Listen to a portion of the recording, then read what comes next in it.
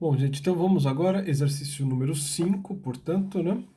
Ahn, e que eu já fiz um desenho aqui representando a balança, né? Tá escrito aí que tem uma balança, tem uma filha, aí, uma criança de massa eminho de 30 quilogramas numa extremidade da balança. A balança tem massa M aqui, né? Fiz esse M meio estilizado aqui para falar da massa da balança, 20 quilogramas.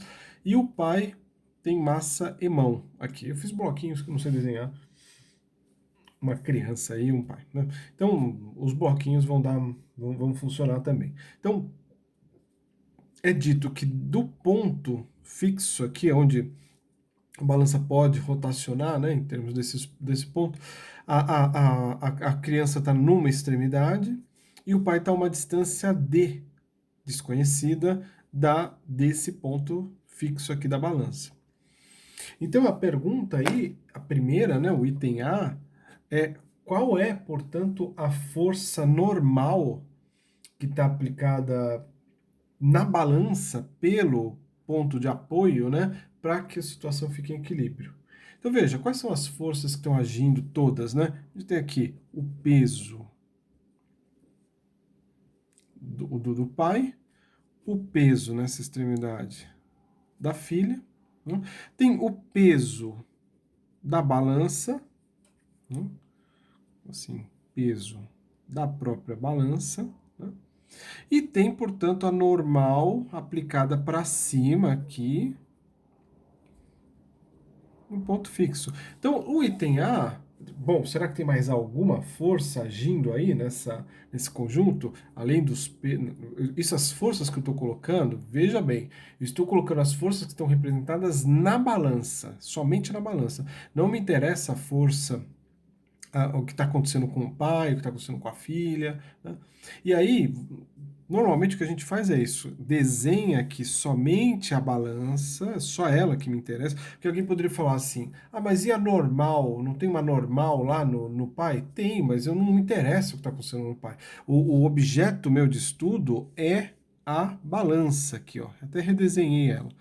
Então, nesse caso, ó, tem aqui para baixo o peso da balança, e a gente coloca o peso da criança na balança, porque, claro, a balança recebe uma força de compressão vindo da criança lá que está sentada nela. Mesma coisa com relação ao pai. Tem uma força aqui que é numericamente igual ao peso do pai vertical para baixo, né? E deve ter uma normal aqui na balança para cima. Pronto, são essas. Na balança são essas forças que estão agindo. Não tem nenhuma outra, né? Então aqui, para achar é um módulo dessa normal, basta fazer o quê? Essa normal é igual ao peso do pai aqui somado com o peso da filha, somado com o peso da balança. Simplesmente uma condição de equilíbrio. Então, pronto, nada mais. O item A, muito simples, só substituir os valores e fazer a conta, acabou, né?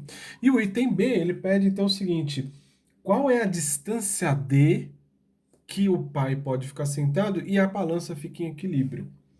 Nesse caso, a gente tem que ter o seguinte, a somatória dos torques produzido por todas as forças tem que dar o vetor nulo. Então a gente adota o nosso eixo de rotação, que aqui pode ser o próprio eixo verdadeiro, o eixo físico da barra, porque é onde tem o maior número de forças aplicadas, que é a normal e o peso da barra, e a gente calcula agora o torque exercido pelas rotações. Então o pai aqui vai ter um torque que é o peso dele, vezes a distância d, somado com o da filha, que é o peso dela, vezes o braço de alavanca, né? Lembra que o braço é a distância do eixo até a linha de ação da força. Então, no caso do pai, é a distância D. E no caso da filha, ó, a distância desse eixo até essa linha de ação é a distância que ela está, que é L sobre 2, L sobre 2.